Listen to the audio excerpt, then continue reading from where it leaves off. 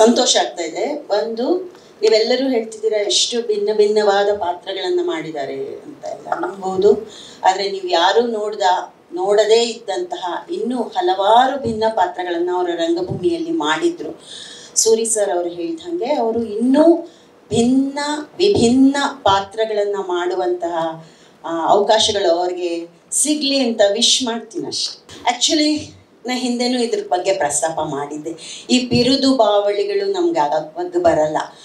ಕೆಲಸ ಮಾಡೋದಷ್ಟೇ ರಘುಗೂ ಗೊತ್ತಿರೋದು, ನನಗೂ ಗೊತ್ತಿರೋದು. ಹಾಗಾಗಿ ಆ ಬಿರುದು ಸಿಗದೇ ಇರಲಿ, ಕೆಲಸ ಮಾಡ್ಕೊಂಡು ನಮ್ಮ ದಾರಿಯನ್ನು ಕ್ರಮಿಸೋದಷ್ಟೇ ನಮಗೆ ನಮ್ಮ ಗುರುಗಳಿಗೆ ಹೇಳ್ಕೊಟ್ಟಿರೋದು. ಸೊ ಇವೆಲ್ಲವೂ ನಮ್ಮ ಜರ್ನಿಯಲ್ಲಿ ಆಗಾಗ ಸಿಗುವ ಒಂದು ನೆಪಗಳು ಅಷ್ಟೆ.